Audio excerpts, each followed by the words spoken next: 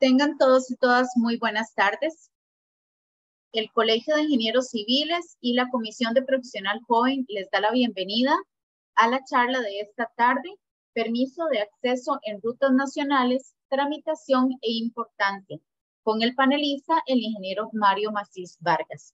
Antes de presentar a nuestro panelista, recordarles que pueden colocar sus consultas en la pestaña de preguntas y respuestas que se encuentra en la parte inferior de esta aplicación. Estas serán evacuadas al finalizar la conferencia. Por otra parte, la charla está siendo grabada y se colocará en el canal de YouTube del Colegio de Ingenieros Civiles, el cual los invito a suscribirse. Ahora bien, presento a nuestro panelista de esta tarde, el ingeniero Mario Macís Vargas. Tiene más de 5 años de experiencia trabajando en estudios funcionales ante el MOC, con más de 60 permisos aprobados por esta entidad. Actualmente es el coordinador de la Unidad de Estudios y Diseño en la empresa de consultoría e ingeniería de tránsito y carreteras Intraca, que se especializa en el desarrollo de estudios y diseños funcionales para un adecuado funcionamiento de los accesos a desarrollos y permisos ante el MOP. Ha participado en proyectos como Estación de Servicios EUC Tárcoles, Más por Menos Guayabos, Nueva Área de Emergencias del Hospital de San Carlos, Nueva Sede de Salud de la Fortuna de San Carlos, entre otros. Sin más, le damos la palabra al ingeniero Mario Macís para que inicie su conferencia. Adelante, don Mario. Buenas tardes. Para mí es un gusto y un placer estar el día de hoy aquí mostrando y un poco del conocimiento que he adquirido a lo largo de mi tiempo laboral, ¿verdad? Y compartiendo principalmente un tema que me parece sumamente importante debido a que en los últimos 2 años se ha presentado un decreto que ha venido a cambiar y variar los trámites tanto a nivel municipal como a nivel de permisos de acceso, principalmente en rutas nacionales y en cuanto a permisos de acceso con las mismas municipalidades. El decreto del que hago referencia es el 42171 del MOP, el cual se publicó en mayo del 2020 en el alcance de la Gaceta número 119, el cual busca establecer los procedimientos del trámite electrónico para obtener el permiso de acceso a rutas nacionales. Aquí es importante hacer una aclaratoria, ¿verdad? Estos trámites o toda la tramitación que se va a comentar el día de hoy está enfocado principalmente, o más bien está enfocado a rutas nacionales, ¿verdad? Sin embargo, tienen una implicación también en los trámites municipales, dado que en los proyectos cuyo acceso va a ser en una ruta nacional, llámese independientemente si es primaria, secundaria o terciaria, todo proyecto que tenga acceso en dichas rutas nacionales para la obtención del permiso de construcción municipal requieren de este trámite, ¿verdad? Antes del decreto, algunas municipalidades, o más bien era común que las municipalidades no solicitaran estos permisos. Sin embargo, ahora con el decreto se ha vuelto necesario. De igual forma, no todas las municipalidades tienen conocimiento, desde mi punto de vista, ¿verdad? Y mi experiencia, no tienen conocimiento pleno de lo que implica el permiso de acceso a ruta nacional establecido por el mismo decreto y el Ministerio de Obras Públicas y Transporte.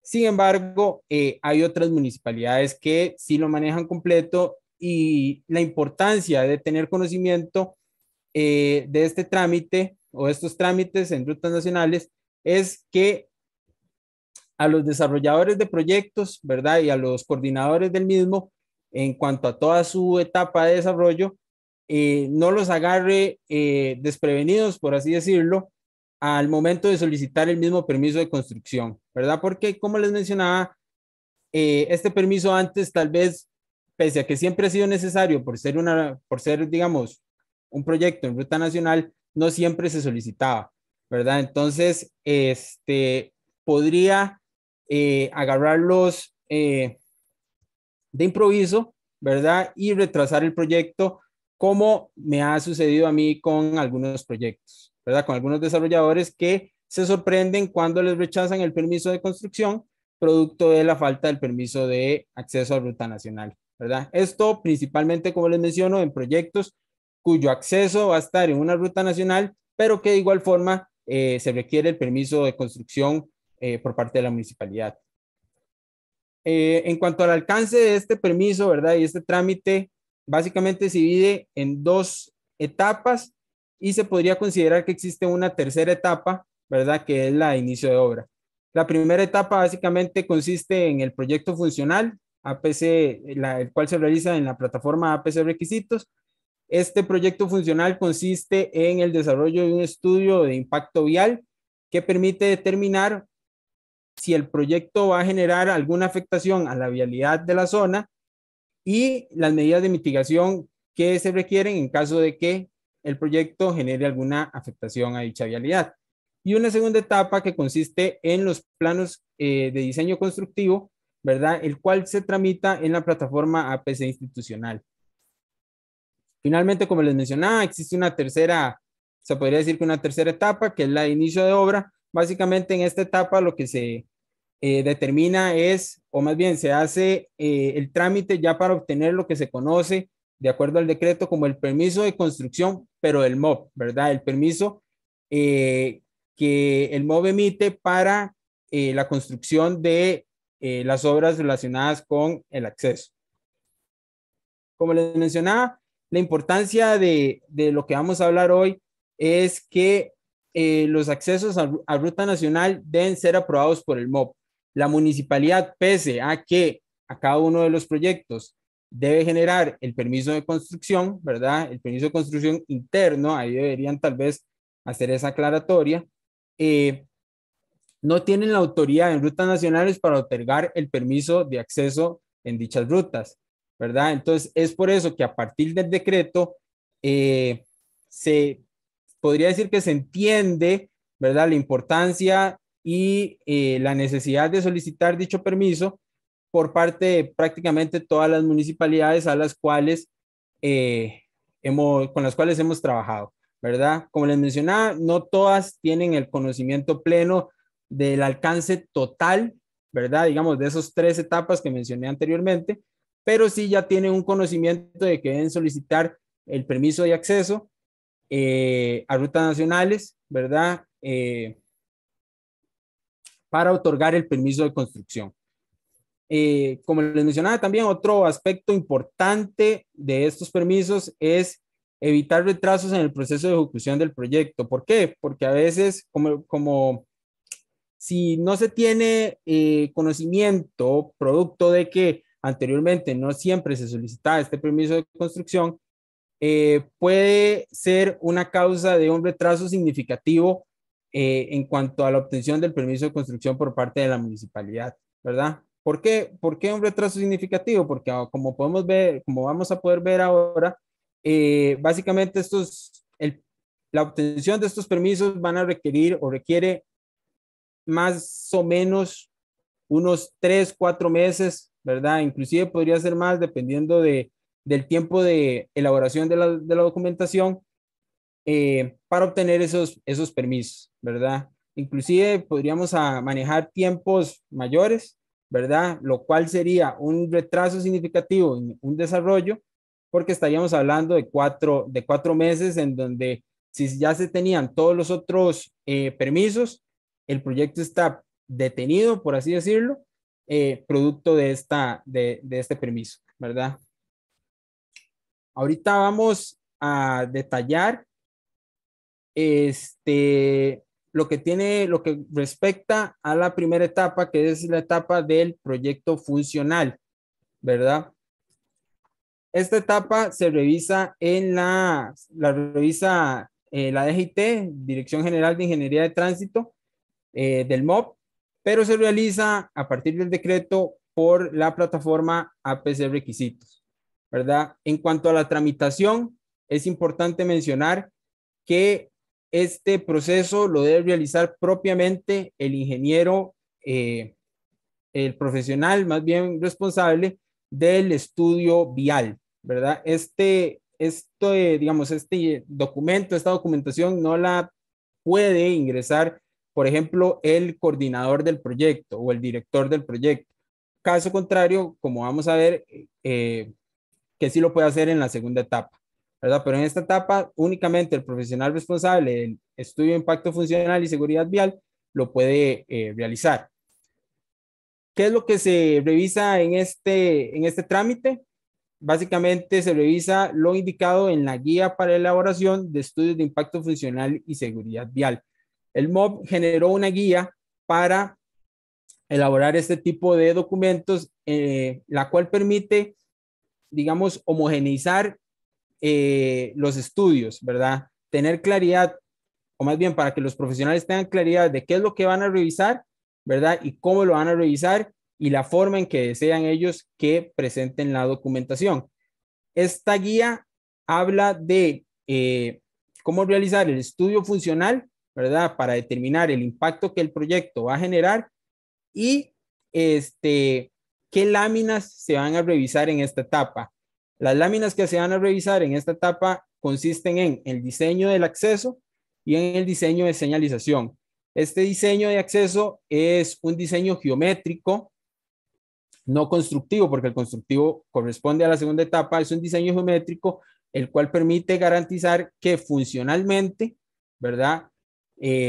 La vialidad de la zona aledaña al proyecto no se ve afectado y que el acceso cumpla con requisitos de seguridad vial mínimos que establece la misma guía. Adicionalmente, este documento se debe, para el ingreso en APC requisitos, se debe realizar un plan de manejo de tránsito. Este plan de manejo de tránsito se realiza con base en el Manual Técnico de Dispositivos de Seguridad y Control Temporal de Tránsito para la ejecución de trabajos en la vía. ¿Qué es el plan de manejo de tránsito? En resumen, es el plan o la forma en que vamos a manejar los vehículos que existen o orientar los vehículos que transitan o transitarán frente al proyecto en el proceso constructivo, de forma tal que la seguridad vial de la zona no se vea afectada por la presencia de maquinaria, trabajadores en la vía, etcétera, ¿verdad? Este plan lo que garantiza es que durante el proceso constructivo la seguridad vial de la vía no se ve afectada en dicha etapa. Para hablar un poquito de los alcances del estudio, ¿verdad? Porque me parece importante tener en cuenta o tener, digamos, una idea de en qué consiste o el contenido que debe tener un estudio de impacto funcional y seguridad vial. Podemos empezar por la determinación del tipo de zona. ¿Qué quiere decir esto? Que la guía establece dos alcances o dos posibles alcances para un proyecto determinado, que se relaciona con los tipos de zona, tipo zona 1 o tipo zona 2. ¿Qué quiere decir esto? Para un tipo de zona 1, el alcance del proyecto básicamente consiste en analizar el acceso, ¿verdad? Que funcionalmente el acceso no genere colas significativas sobre la ruta nacional, ¿verdad? Sin analizar propiamente un área de influencia, o sea, intersecciones aledañas.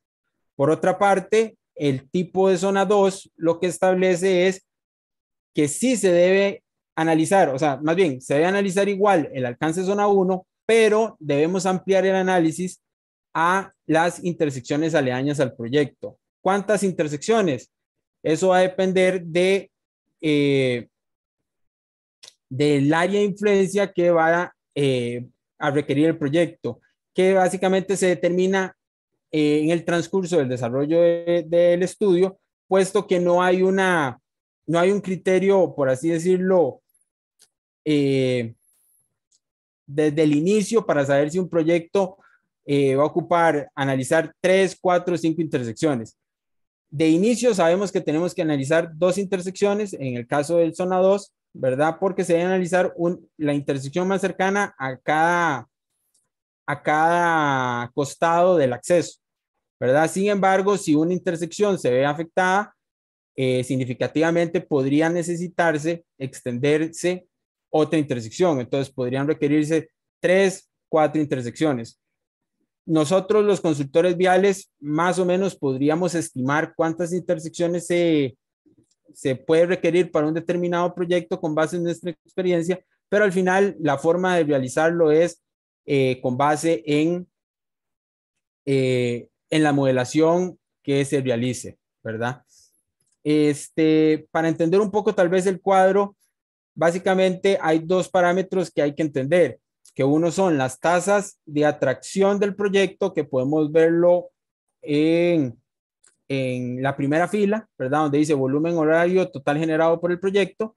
Y luego la primera columna en donde dice volumen horario existente, ¿verdad? ¿Qué quiere decir esto? Que los zona 1 básicamente consisten en proyectos donde la ruta nacional tenga poco volumen, ¿verdad? Transite poco volumen sobre la ruta nacional y el proyecto genere igualmente poco volumen. El gráfico también establece que si la ruta tiene muy poco volumen, como es el caso de un volumen en un acceso en una hora pico de 0 a 50 carros, sí podría generarse un acceso, digamos, un proyecto de magnitudes importantes que generen hasta 400 o 500 vehículos nuevos en la ruta, ¿verdad?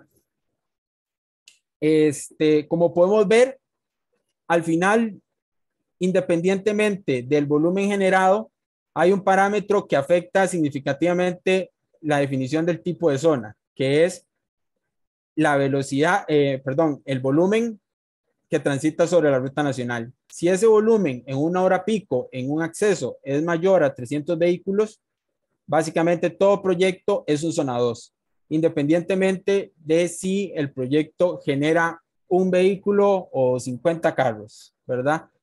Esto es una limitación, ¿verdad? Que afecta a los desarrolladores, puesto que para un proyecto de baja magnitud se solicitan un alcance mayor, ¿verdad? Pero así está la normativa actualmente. Se conoce de que esto está en proceso de variación, sin embargo, a la fecha no se tiene claro qué modificaciones se van a hacer a la guía, dado que fue un primer documento, ¿verdad? Y conforme se pone en práctica, los documentos se van actualizando, pero a la fecha es así, independientemente de el proyecto o la magnitud del proyecto, si se quiere desarrollar una ruta de magnitudes importantes, se tiene que considerar el alcance mayor que implica el análisis de intersecciones aledañas. Otro aspecto importante que deben contener los estudios de impacto funcional es análisis de situación actual, análisis con proyecto y con base en el análisis con proyecto determinar las medidas de mitigación si son necesarias, ¿verdad? Así como aspectos mínimos de seguridad que los vamos a comentar, digamos, a continuación. Aquí podemos ver dos imágenes utilizando el programa Syncro, ¿verdad? En donde se analizó un proyecto. Podemos ver que en la situación actual solo hay 2 intersecciones aledañas, ¿verdad? Y posteriormente ya se analizan con 2 accesos, dado que el proyecto requiere 2 accesos, ¿verdad? Ahí la configuración, ahí pueden ver que uno de los accesos tiene una configuración particular, eso es por un tema de modelación, ¿verdad? Dado que el proyecto sí generó, o más bien requirió un carril de giro izquierdo de salida para dicho acceso. La metodología también implica el análisis de aspectos mínimos de seguridad. Esto es importante porque ahora vamos a ver el caso de una vivienda unifamiliar que también requiere sus características o más bien su trámite ante el MOB, ¿verdad? Si se va a desarrollar en una ruta nacional. Pero tenemos aquí estos aspectos mínimos de seguridad, que básicamente consiste en analizar maniobras de giro izquierdo, carriles de desaceleración y aceleración, estacionamientos frontales, distancias esquinas, anchos de carriles, diseño de zona libre lateral, señalización vial y análisis de seguridad de peatones y ciclistas. Las primeras 3, que corresponden a maniobras de giro izquierdo, carriles de desaceleración y aceleración y estacionamientos frontales, evidentemente son aspectos de seguridad opcionales en caso de que apliquen, ¿verdad? Porque un proyecto podría no tener giros izquierdos. No es una obligatoriedad que todos los proyectos tengan giros izquierdos, pero si se va a realizar, si requiere dicho análisis, ¿verdad? Si se va a generar un giro izquierdo, si requiere dicho análisis, el cual está especificado en la guía, pero no quisiera detallar mucho en este tema, dado que realmente implicaría prácticamente un curso completo, cómo realizar o más bien entender todo lo que conlleva el estudio de impacto funcional, ¿verdad? Sin embargo, si hay aspectos que podríamos rescatar, ¿verdad? Aquí también, que es la distancia esquinas, que tal vez antes, tal vez en la concepción del proyecto no se tiene tan claro, que básicamente es que en rutas con velocidades menores a 60 kilómetros por hora se debe respetar una distancia a la esquina de la primera intersección de 10 metros para la construcción de su acceso, ¿verdad? Y para distancias, para más bien, para velocidades de más de 60 kilómetros por hora, una distancia de 20 metros, ¿verdad? Para poder construir un acceso. Existen casos especiales que determina la guía, ¿verdad? Que son las viviendas unifamiliares. Estas viviendas se eximen de realizar un análisis funcional, ya sea zona 1 o zona 2, pero no se exime del análisis de seguridad vial de los aspectos que mencioné anteriormente. Otras rutas particulares son las rutas con una velocidad máxima permitida de 80 kilómetros por hora o más. Básicamente, estas rutas lo que se solicita es que se prevea, en caso de que no tengan rutas marginales, se prevea la construcción de la ruta marginal para el diseño del acceso en dicha ruta, ¿verdad? Y el último criterio es carreteras de acceso restringido. Estas son carreteras que se consideran, por así decirlo, sumamente importantes para la vialidad nacional y requieren un trámite diferente ante la Comisión de Accesos Restringidos, ¿verdad? Este proyecto no va directamente a la Dirección General de Ingeniería de Tránsito, sino que debe pasar por la comisión para obtener su respectiva aprobación. Con el decreto se establecieron únicamente dos rutas de acceso restringidos, las cuales son la ruta 1, que va desde la intersección con la ruta nacional 104 hasta la entrada a San Ramón, y la ruta 27, que va desde la Sabana hasta la intersección con la ruta nacional 23, que es básicamente hasta Caldera. Insumos necesarios para esta primera etapa. Básicamente teníamos una topografía vial detallada. Usualmente los desarrolladores solo contemplan curvas de nivel del lote, ¿verdad?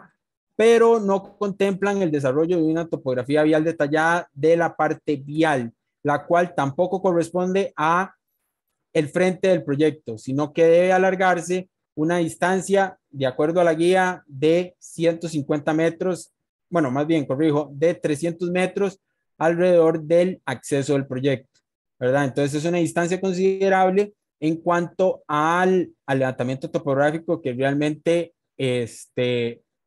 la guía solicita para la confección de las láminas, ¿verdad? Importante también comentar lo de detallada en 3D, ¿verdad? Son topografías que tienen un grado de detalle importante, como pueden ver ahí las características que se van a necesitar, y es importante que sea en 3D, que el topógrafo la realice en 3D, principalmente para al momento de hacer la elaboración de los planos constructivos, ¿verdad? En esta primera etapa, el detalle de la topografía es importante, pero no es tan crítico, ¿verdad? Dado que el análisis es más que todo funcional. Evidentemente se necesita que las distancias y las medidas estén correctas, pero digamos, el nivel de detalle, principalmente el nivel de 3D, no es tan significativo como lo va a ser en la segunda etapa. Aquí podemos ver el enlace para hacer el ingreso el trámite, ¿verdad? Propiamente en la plataforma. Aquí podemos ver más o menos la información que se va a necesitar, el nombre del proyecto, la cédula del titular del inmueble, descripción del proyecto, el catastro, perdón, el catastro que se va, en el cual se ubica el proyecto. Posteriormente pasamos a la plataforma, o más bien a la pestaña donde se ingresan los documentos que antes mencioné, que corresponden a los planos de curvas de nivel. Como podemos ver, los que tienen el cono, ¿verdad? Son los documentos obligatorios que siempre se van a necesitar. Planos de curvas de nivel, que básicamente la topografía y las láminas de diseño vial y señalización.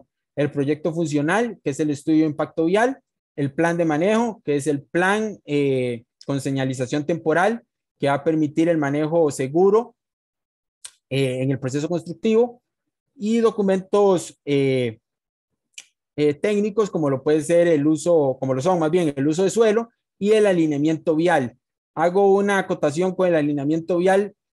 Probablemente ninguno de ustedes lo considere así, pero hay personas que consideran que el alineamiento vial es el permiso del MOB, ¿verdad? El alineamiento vial es un documento que se debe tomar en cuenta al momento de hacer el diseño del acceso. Sin embargo, no es un permiso del MOB, ¿verdad? Es un documento, una información que se debe, que determina cuál es la previsión que el MOB establece para la ruta nacional frente al en donde se encuentra el proyecto a desarrollar. Este trámite tiene un costo ante el CEFIA de 5,000 colones, ¿verdad? Y los tiempos de revisión básicamente rondan entre 15 días hábiles para una primera revisión.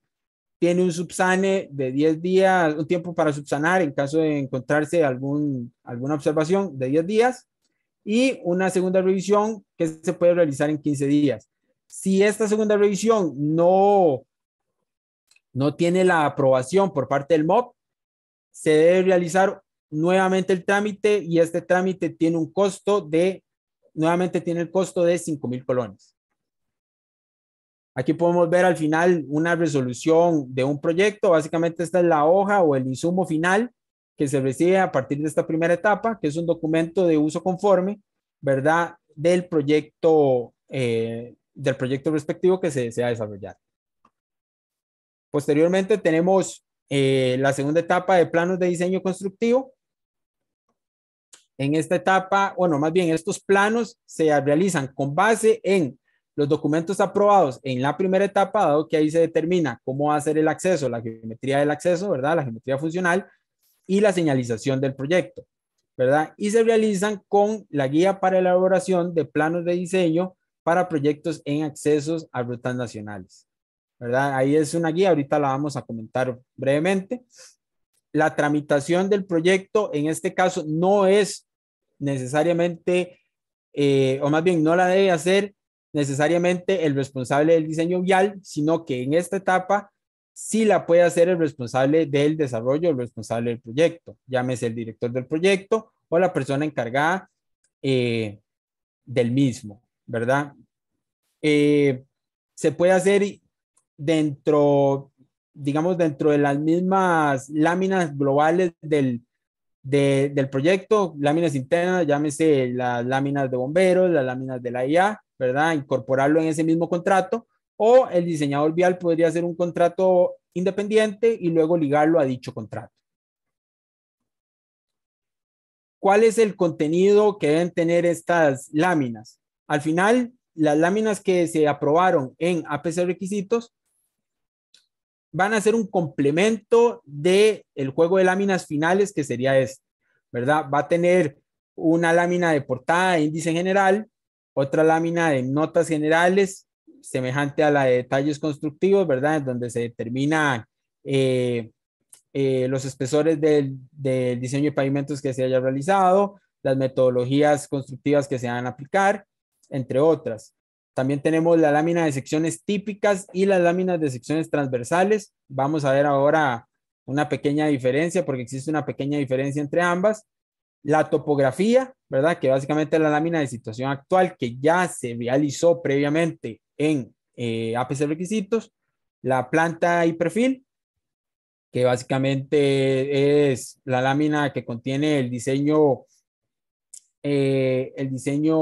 planimétrico del proyecto, y los perfiles longitudinales de la ruta nacional y las ampliaciones que se vayan a realizar. Un aspecto importante dentro de los de las características nuevas, se podría decir, y más detalladas que están solicitando ahora el MOB, que es el sistema hidráulico, ¿verdad? Como les mencioné, los detalles constructivos, tanto del diseño hidráulico como de las obras a construir, señalamiento vial, perdón, que básicamente también ya estuvo aprobado en APC requisitos, ya esta lámina se había hecho previamente, y otra lámina que en su momento, desde mi punto de vista, fue nueva o innovadora, que corresponde a la lámina de sumario de cantidades y estructuras, ¿verdad? Esta lámina, ahora vamos a ver un ejemplo, se realiza ahora con base en el CR 2020. Antes, digamos, al inicio se realizaba con el CR 2010 y sus actualizaciones. Sin embargo, este año ya se generó el documento actualizado, que es el CR 2020, y ese es el que debe aplicarse para este tipo de documentación. Aquí podemos ver algunas partes de las láminas. En este caso podemos ver la figura de arriba corresponde a una lámina de sección típica.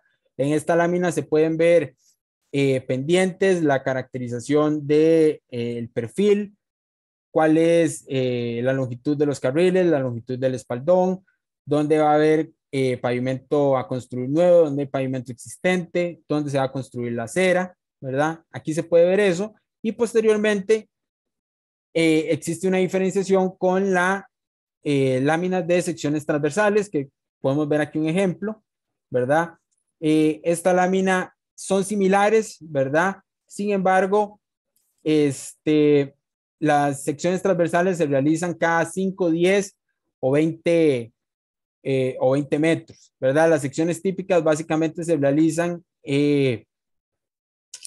sobre los accesos y algunos puntos importantes que requiera, digamos, que se requiera para entender o comprender mejor el diseño vial. Aquí podemos ver ejemplos del contenido que debe tener la lámina de planta y perfil. La primera imagen corresponde a un tramo de la rasante existente. Como podemos ver, este es el perfil de la línea de centro existente.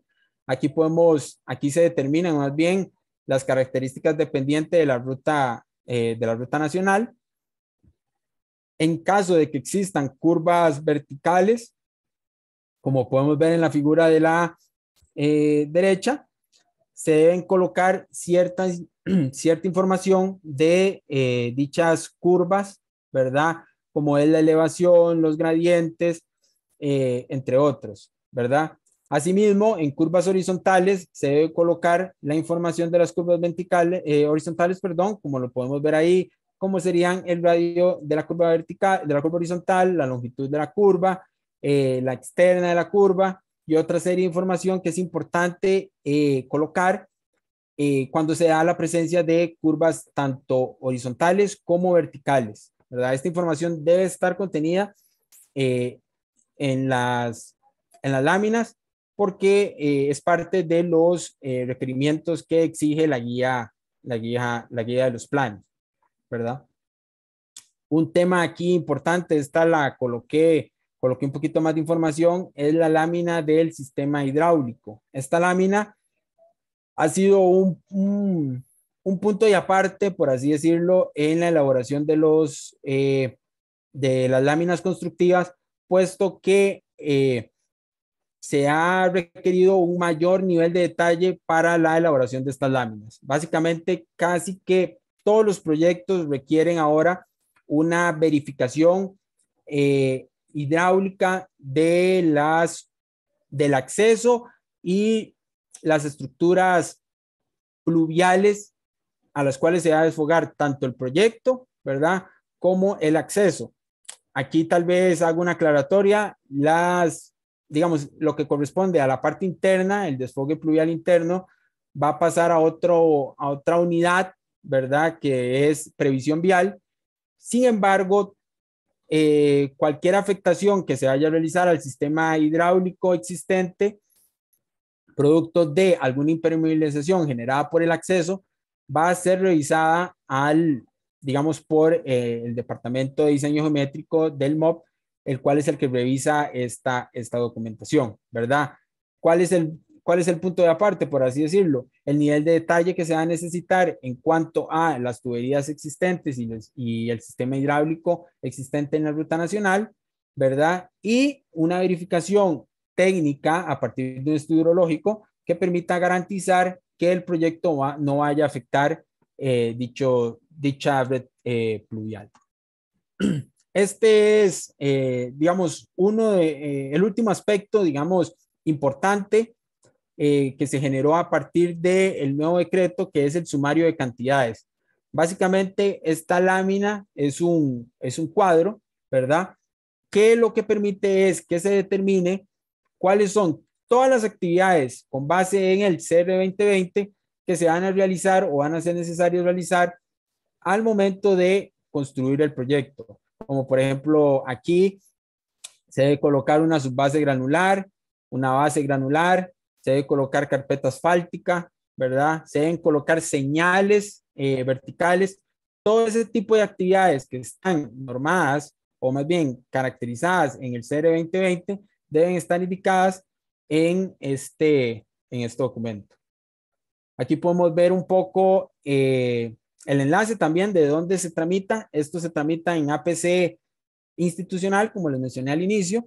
Se coloca ahí en contratos, hay una pestaña que dice registrar contrato, ¿verdad? Y se le da un contrato ordinario.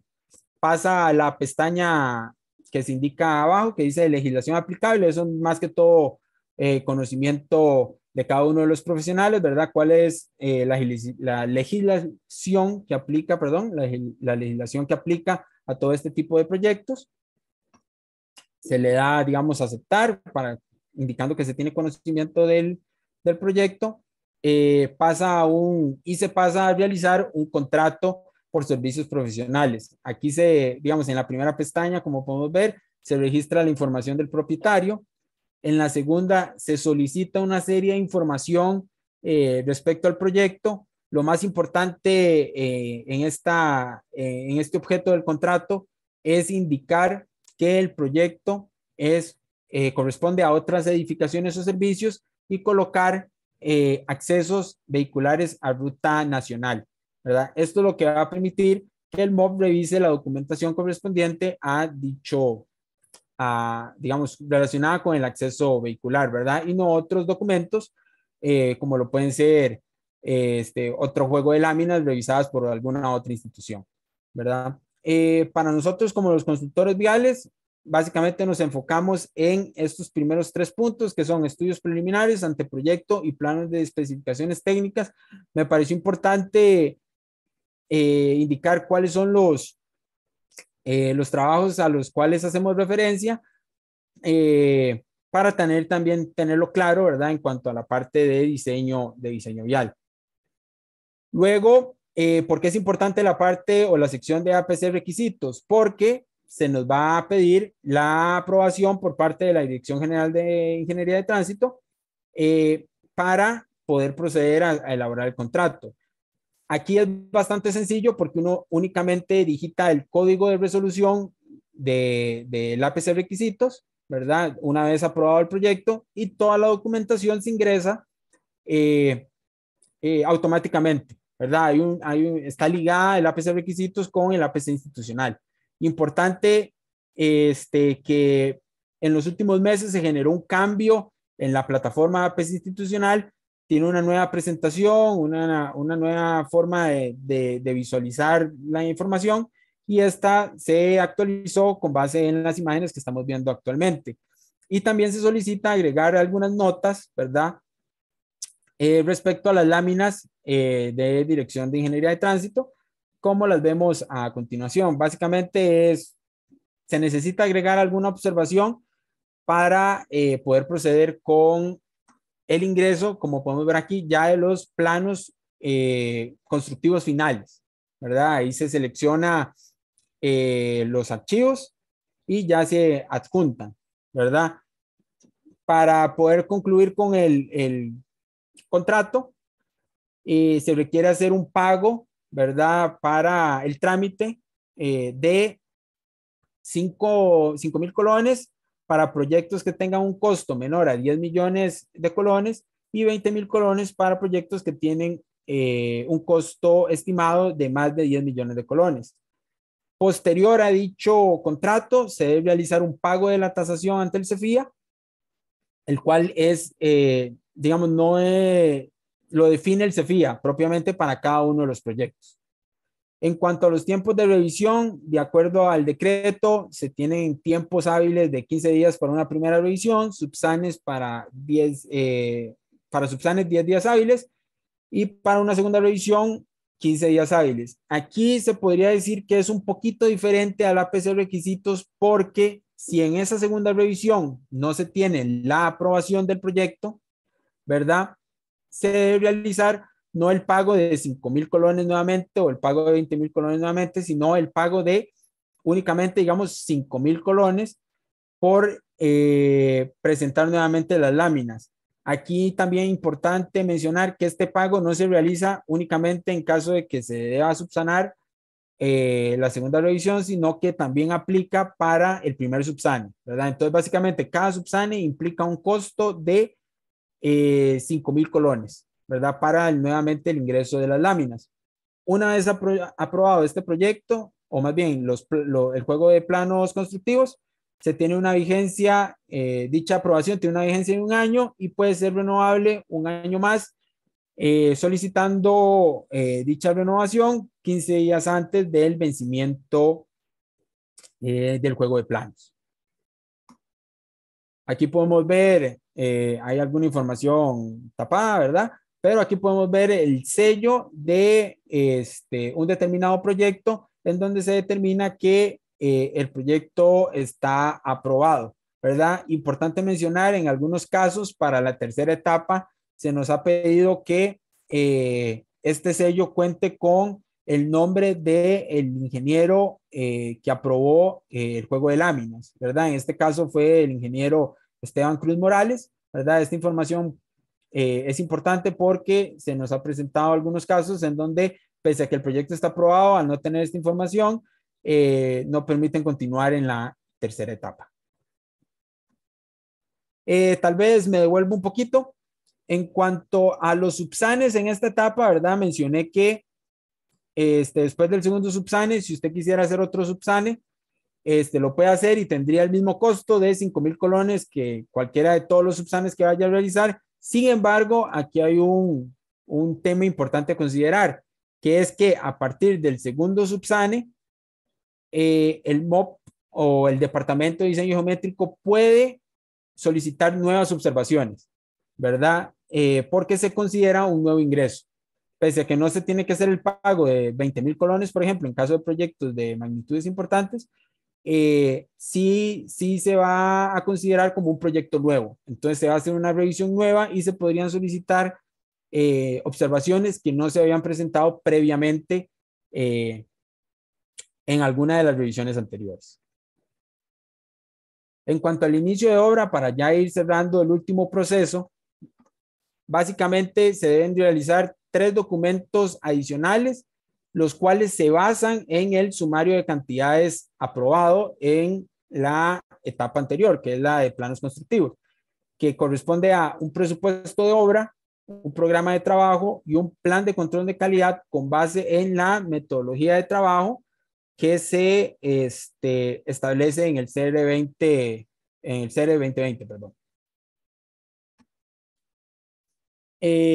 Aquí la división de obra pública, básicamente esta información, la mencionada anteriormente, se entrega en forma física a la división de obra pública del MOP, el cual establece el monto de la garantía a pagar una vez ya aprobada toda la documentación mencionada anteriormente, ¿verdad? Este monto se establece en coordinación con los ingenieros Luis Villalta y Ricardo Cruz, los cuales son los jefes de esta división. A partir de dicha aprobación y dicho pago de la garantía, se indica en la plataforma el inicio de obra, ¿verdad? Y luego posteriormente se da un trabajo normal de coordinación con la Dirección Regional y la Dirección General de Ingeniería de Tránsito para que inspeccionen la obra y aprueben, digamos, la construcción de la misma. una vez aprobada la construcción, se deben presentar planos as-built en caso de que durante el proceso constructivo se hayan realizado algunos cambios previamente aprobados por la Dirección Regional y la Dirección General de Ingeniería de Tránsito, y un informe de control de calidad que es la verificación del cumplimiento del plan de control de calidad aprobado previamente. Y finalmente, una vez se tenga toda esta documentación aprobada y realizada, se emite el permiso de acceso vehicular y la devolución de la garantía de cumplimiento y control de calidad del acceso, ¿verdad?, a la ruta nacional. Aquí podemos ver dónde se establece la fecha de inicio de las obras constructivas.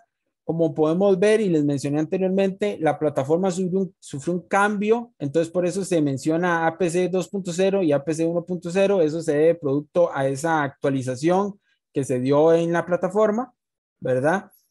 Pero al final es, independientemente de cuál de las dos aplique, al final es lo que se debe hacer es reportar el inicio de obra una vez se tenga todo el proceso mencionado anteriormente, ¿verdad? Igualmente para los documentos indicados, que son el plan de control de calidad, el programa de trabajo y el presupuesto, se tiene un tiempo de revisión semejante al que se ha mencionado, de 15 días hábiles para la primera revisión, 10 días hábiles para subsanes y 15 días hábiles para segundos subsanes. Y básicamente esa fue la presentación que les vine a mostrar el día de hoy, ¿verdad? No sé, tengo ahí algunas preguntas. Más bien de mi parte, muchas gracias. Aquí están mis contactos, Mario Macis Vargas.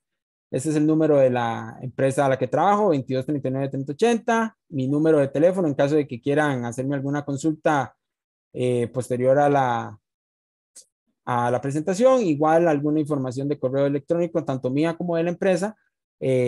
Igualmente estamos para servirle en caso de cualquier consulta, duda, ¿verdad?, que se tenga respecto a este tipo de proyectos. Para nosotros es un placer y personalmente para mí es un placer poder colaborarles a los desarrolladores de cualquier tipo de proyecto que quieran realizar, tanto en rutas nacionales como en rutas cantonales. Muchísimas gracias al ingeniero Mario Macis por la excelente conferencia.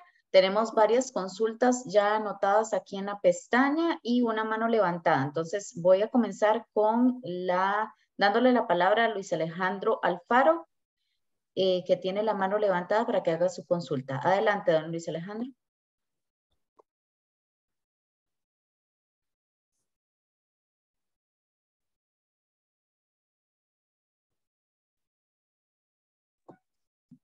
Creo que se salió. Bueno, también está don Franklin Suárez, que levantó la mano. Adelante, don Franklin, puede hacer su consulta. Buenas noches. Buenas noches. Bueno, más que todo, bueno, yo quería consultar en mi caso particular, de hecho, con un proyecto que desde hace un par de años ya lo llevo en tramitación porque, bueno, es un proyecto grande, pero lo iniciamos antes de que se diera este decreto. Y el proyecto obviamente tiene un número de contrato ya pues un poco más viejo. Y bueno, obviamente yo al desconocer esto lo tramitamos normalmente. En la parte pues mía, digamos, junto con un electromecánico, y arquitecto, ahí hicimos unos locales, se hizo bueno, hemos venido llevando todo lo que han pedido, pero por un par de rechazos, cuando ya lo volvimos a retramitar, fue posterior a esta fecha y nos dijeron, ¿verdad?, que necesitábamos el requisito, de todo esto que nos estás hablando. Entonces la consulta es, bueno, nosotros ahí contactamos a un tercero porque realmente no es nuestro fuerte, pero de ahí lo hemos ido entendiendo un poco, pero digamos, él está llevando esta parte de la parte de acceso. Y la pregunta mía es si a la hora, digamos, de que yo tramite ya un contrato, ¿verdad? Contrato, perdón por interrumpirlo, contrato en APC. APC, locales comerciales, Ok. 4 niveles. Y digamos, ya ahorita, de hecho también, bueno, estoy con otras situaciones, hay bomberos que ya prácticamente están listos, pero digamos, ya lo tengo prácticamente para volver a ingresar a la municipalidad a la espera de que el otro compañero que nos está ayudando con esta parte de accesos nos resolucione esa parte, ¿verdad? Digamos, ya nos haga todo el acceso funcional y todo eso. La Ujú. pregunta es, digamos, después estos contratos se ligan, el que está haciendo él con el mío o es uno solo. Eso es como lo que me queda ahí, digamos. eh, Correcto. Me parece que usted podría actualizar el contrato, ¿verdad? Si Ujú, no fuera el caso, se puede hacer como lo mencioné, el compañero que le está resolviendo o está tramitando propiamente el diseño y acceso, ¿verdad? ujú, Puede generar su propio contrato, ujú, ¿verdad? Y ujú. posteriormente usted liga ese contrato a su contrato respectivo, ¿verdad? Entonces se pueden hacer de forma independiente, solo que posteriormente sí tiene que haber, digamos, un ligue que lo establece la misma plataforma, ¿verdad?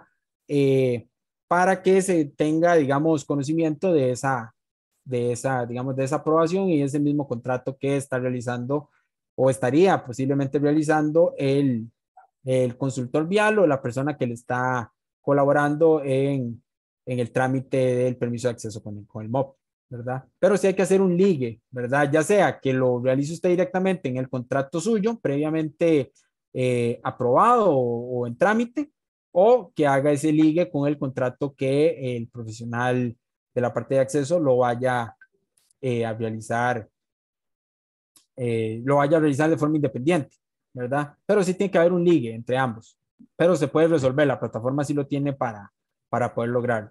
De acuerdo. Bueno, esa por un lado y otra, bueno, un toquecito para aprovechar, en la parte de lo que es la memoria de cálculo, digamos, del desfogue pluvial. En ¿Correcto? esta parte, en la parte del desfogue pluvial, digamos, en la memoria de cálculo, no sé cómo fue que lo mencionaste por ahí, pero bueno, no sé si ese fue el término que usaste.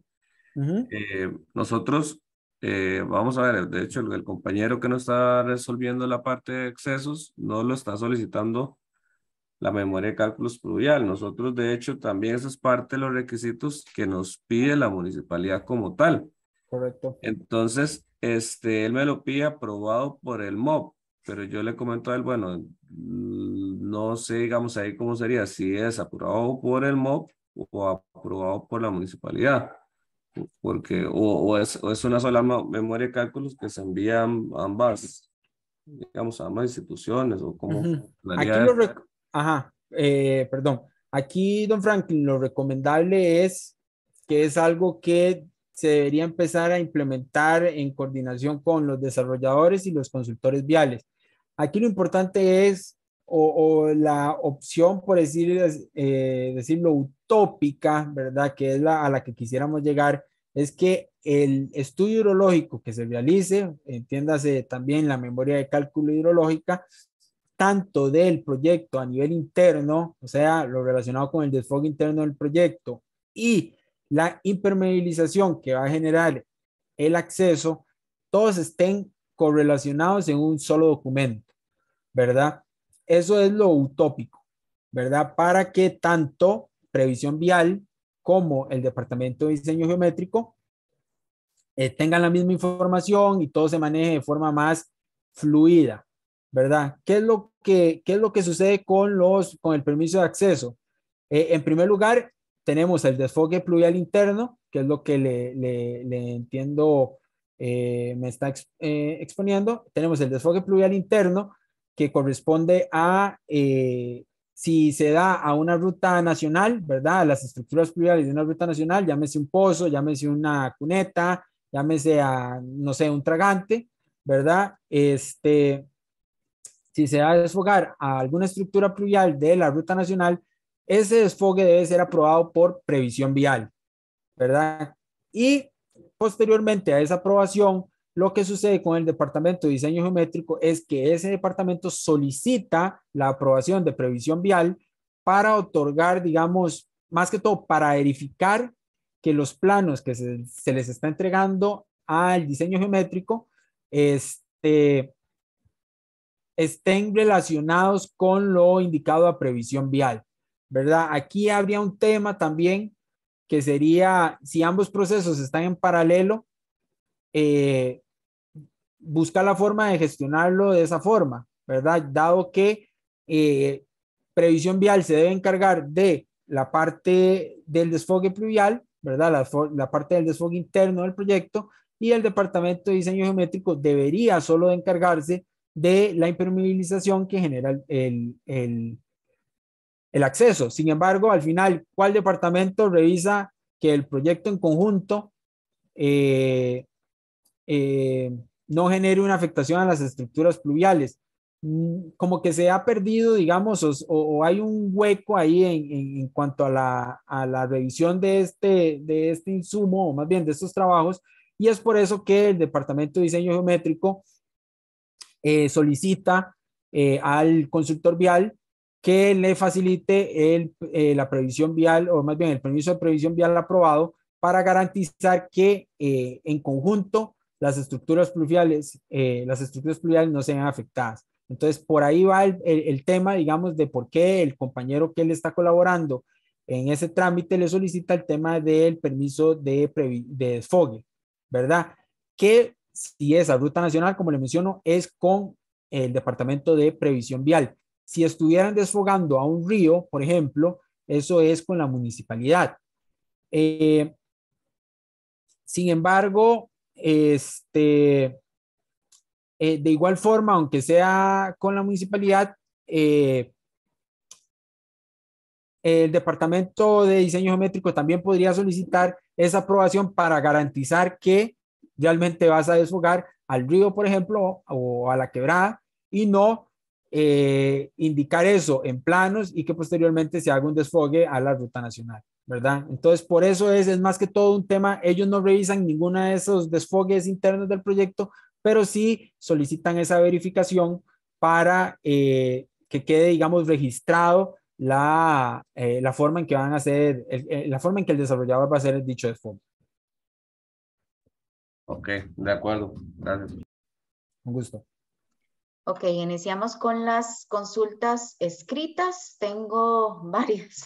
Esperemos que nos dé tiempo. Ok, la primera es anónima y dice, sería bueno mencione los números de decreto para elaborar el plan de manejo de tránsito. El plan de manejo de tránsito a nivel de decreto, como les menciono, el que indica la información es el 42171 y se realiza con base el manual.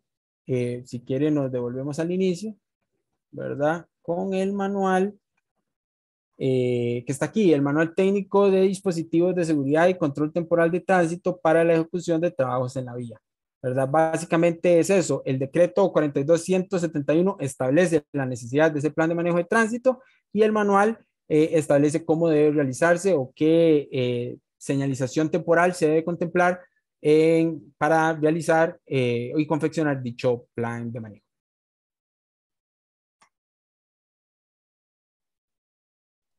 Ok, la siguiente consulta de don Randall García dice, ¿en qué casos puede denegarse el permiso? ¿Puede o no aplicarse la guía de la Ruta 27? ¿Es un caso particular o hay otras vías que se impide crear accesos nuevos? Ok, en este punto, yo podría decir, me atrevería a decir que ninguna carretera tiene prohibido su acceso, ¿verdad? Sin embargo, las carreteras sí tienen su grado de complejidad y podrían tener condiciones que no sea factible realizarlo, ¿verdad? Por ejemplo, la ruta 1 y la ruta 27 no es que no es posible generar un acceso, sino que requiere de consideraciones particulares para poder generarlo. Una de ellas es pasar por la Comisión de Carreteras de Acceso Restringido, en el caso de la ruta 27, hasta la entrada de San Ramón, que requiere, digamos, todo un trámite especializado, por así decirlo, o personal, digamos, si se le puede llamar, para un acceso en dicha ruta, ¿verdad? Pero no es que está del todo prohibido. Evidentemente, dependiendo de las condiciones existentes, podría no ser factible construir un acceso en una determinada franja de ruta nacional o en un determinado espacio propiamente de la ruta nacional, pero a priori yo no diría que digamos, una ruta está impedida de tener un acceso, ¿verdad? Sin embargo, sí hay rutas, digamos, importantes cuyo acceso podría ser prácticamente no viable a nivel económico por las obras que implicarían tener un acceso directo a dichas rutas, ¿verdad? La siguiente también de don Randall García. Si uno cumple con los requisitos, ¿le pueden denegar el permiso o siempre lo otorgan?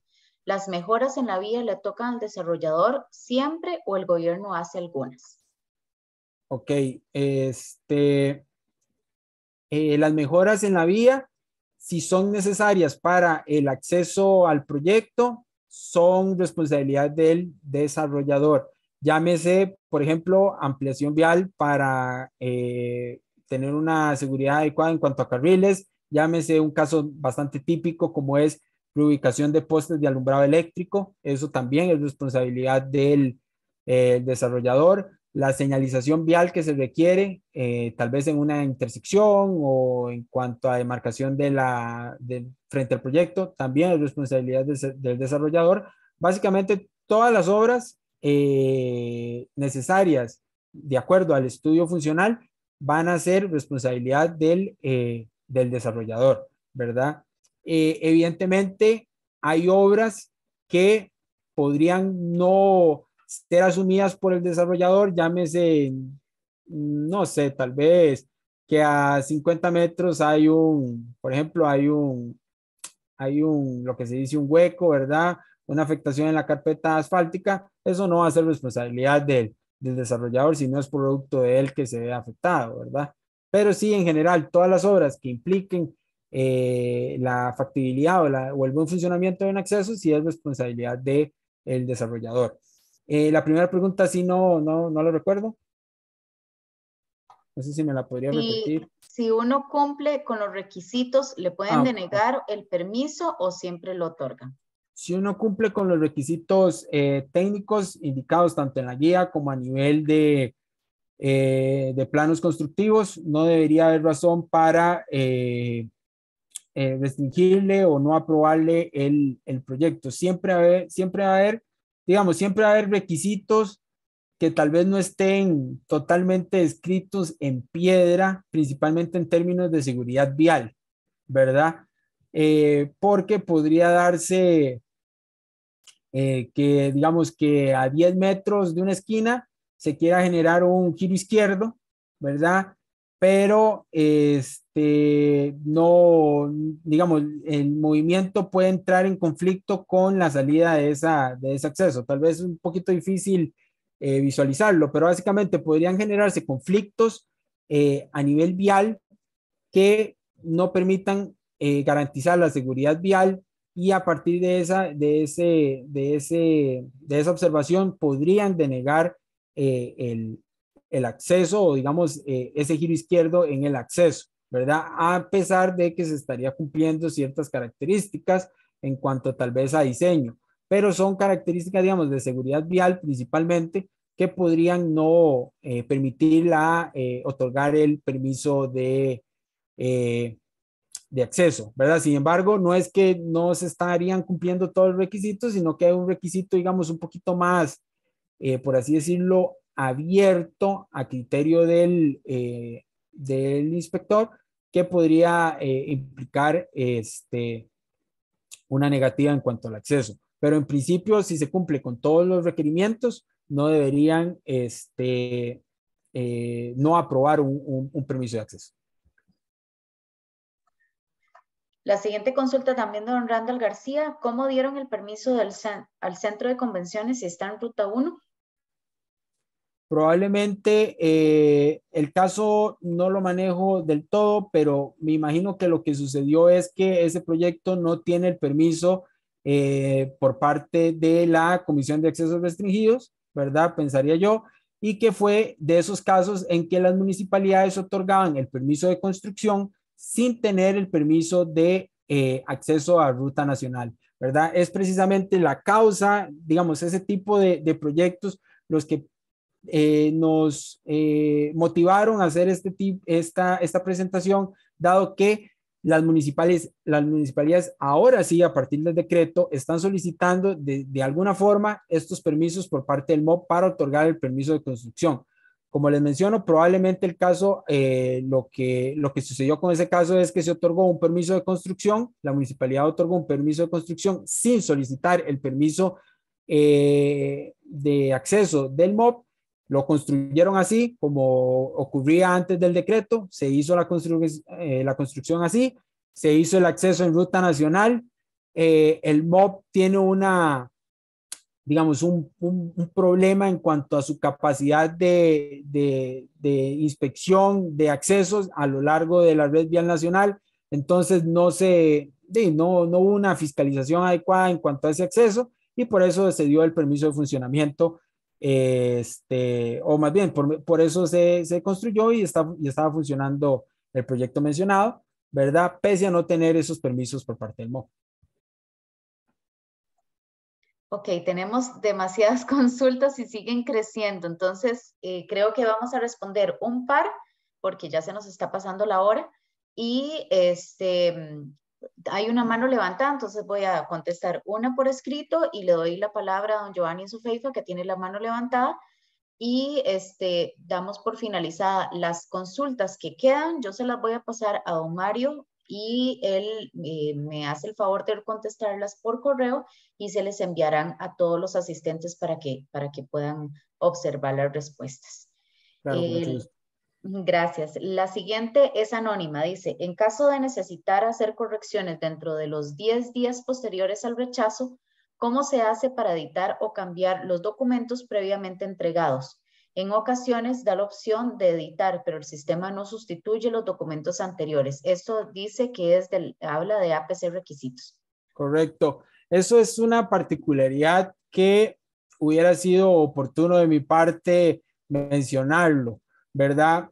Entiendo que la respuesta va a ser orientada, digamos, más que todo a la persona que hace la consulta, puesto que ya está familiarizado con la plataforma, entonces me disculpo si alguno no me va a comprender, pero básicamente, ahí me salió la encuesta, básicamente, ¿qué es lo que hay que hacer? Se va precisamente donde está la sección que dice editar, ¿verdad? Ahí le va a salir la pestaña, es más, lo podemos visualizar un poquito acá. No estoy tapando nada con la encuesta, ¿verdad? Por cualquier cosa. Básicamente... No tapa, no hay problema. Ok, perfecto. Básicamente, para editar un subsamen en ese plazo de 10 días, nos va a llegar, cuando usted le da editar al proyecto respectivo, nos va a volver a ingresar a esta sección de la plataforma PC Requisitos. Donde están los conitos, están marcados cada uno de los documentos, ¿verdad? Que ya se ingresaron. ¿Qué es lo que habría que hacer? Darle clic al documento, ¿verdad? Darle un clic nada más al documento que se desea actualizar. En este caso, por ejemplo, quisiera cambiar los planos nada más porque el estudio funcional estaba bien, pero me pidieron ampliar el carril de giro izquierdo, ¿verdad? Porque yo lo hice de 40 y era 45. Entonces, ¿cómo modifico esos planos? Evidentemente tengo que generar todo el documento, ¿verdad? No es que solo cambia la lámina que estaba mala, sino que se genera otro juego de planos, ¿verdad? Le da clic al cuadrito que está tapado, en este caso por el cono, me va a permitir seleccionar el documento, ¿verdad? Nuevamente me va a permitir seleccionar un documento, selecciono el nuevo documento, ¿verdad? Y le doy, me parece que en la plataforma sale guardar o volver a tramitar. Aquí hay un detalle importante. Si le damos clic a la pestañita que está tapada por el cono, ingresamos el documento y le volvemos a dar clic, básicamente no puede hacer el programa, como que se enreda, la plataforma se enreda, ¿verdad? Y no carga oportunamente el documento, ¿verdad? Entonces solo lo puede hacer una vez. Entonces tiene que hacerlo, por así decirlo, con seguridad. Le da clic una vez, le sale para poder ingresar el documento nuevo, lo ingresa y por así decirlo, con fe, le da a volver a tramitar o aceptar, no recuerdo bien cómo se da el proceso, ¿verdad? ¿Cuál es la palabra que sale ahí? Y eso va a cargar automáticamente el documento. ¿Cómo lo puede revisar? Le da ver a documentos, ¿verdad? Ya otra vez en la pantalla de inicio donde están todos los proyectos que usted ha ingresado y le da ver, por ejemplo, los planos constructivos inmediatamente deberían actualizarse. Si no se le actualizan, porque, por ejemplo, a mí me ha pasado, cometo un error y no suministré la documentación apropiada, lo que habría que hacer es mandar un documento a InfoAPC, ¿verdad? Más bien un correo a InfoAPC y solicitar el cambio directo producto del error que se cometió a la hora de ingresar el subsano, ¿verdad? Entonces, si se comete el error, tampoco es trágico, ¿verdad? Porque se puede solicitar el cambio interno, pero ese es el proceso, ¿verdad? Un clic, selecciona el archivo nuevo y le da a aceptar, sin darle muchos clics, sin volverle a darle clic a la parte, digamos, al cuadrito que sale a la par, porque si no, no carga bien el documento. Solo lo puede hacer una vez. Un clic, documento y listo. No tiene que volver a darle otro clic al cuadrito, ¿verdad? Eso es respecto a esa consulta. Así sería, digamos, el subsane en APC requisitos, la actualización de documentos propiamente. Y la última consulta, don Giovanni Sofeifa, ya tiene permitido hablar. Haga su consulta, don Giovanni.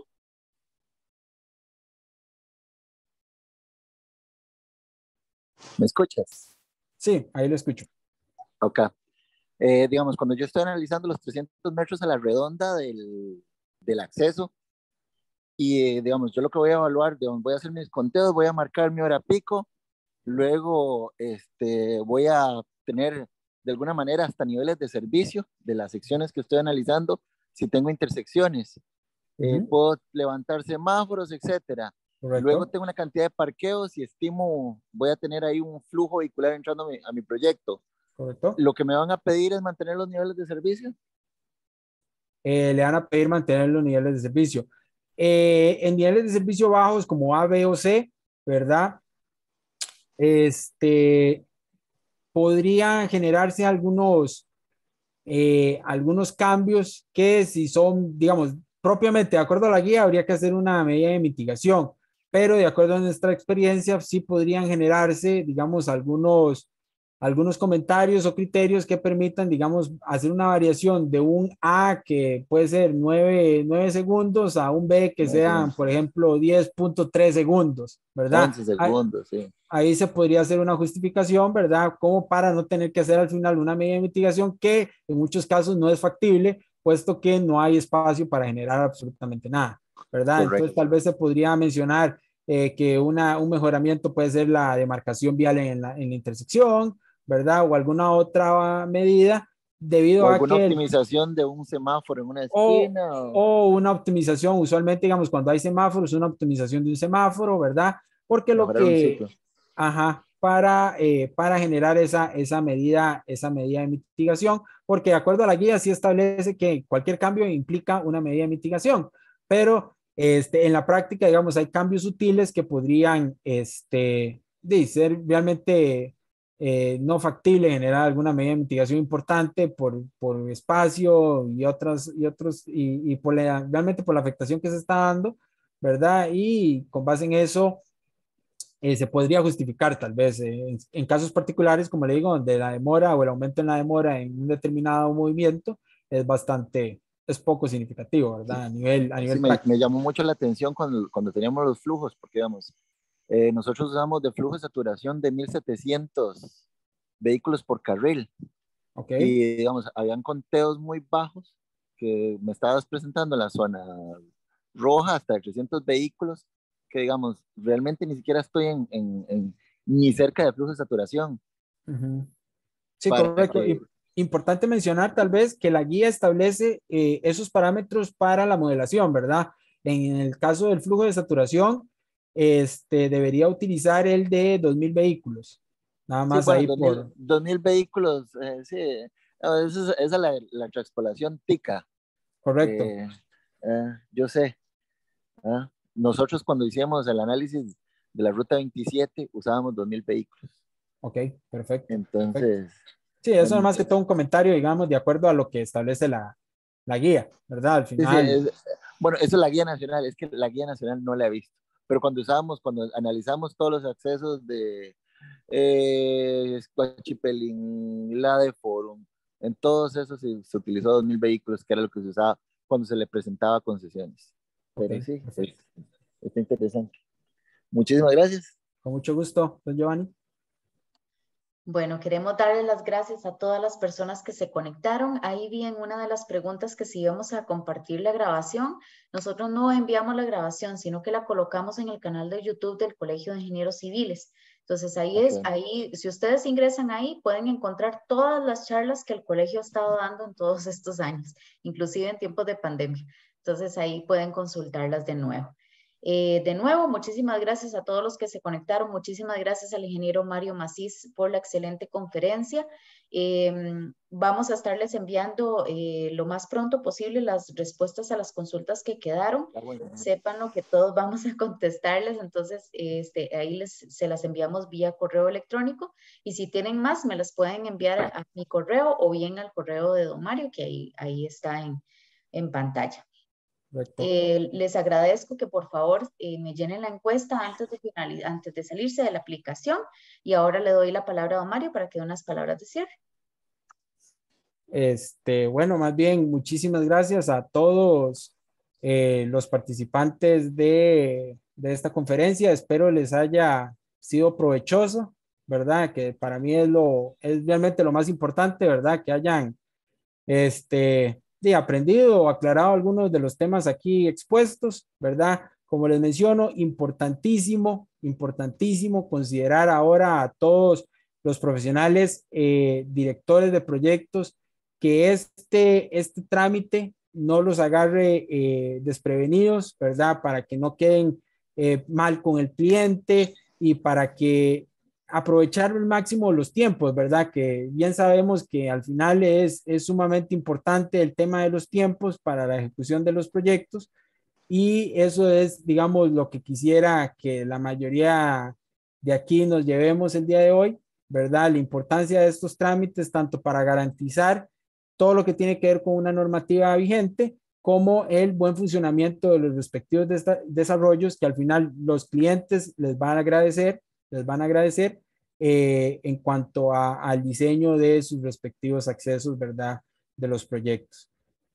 Como les digo, para mí es un gusto, espero que no sea la última vez, ¿verdad? Y ahí dejo mis contactos, ¿verdad? En caso de que requieran alguna consultoría, quieran hacer alguna consulta adicional, estoy para servirles y para mí, en lo personal, como para la empresa a la que represento, ¿verdad? Intraca, es un gusto colaborar en este tipo de desarrollos y prestarles nuestra experiencia y servicio a cualquiera de ustedes como directores, desarrolladores o mismos ingenieros relacionados con todo lo que tiene que ver con la rama de permisos de accesos y movilidad a nivel nacional y algunos probablemente a nivel internacional.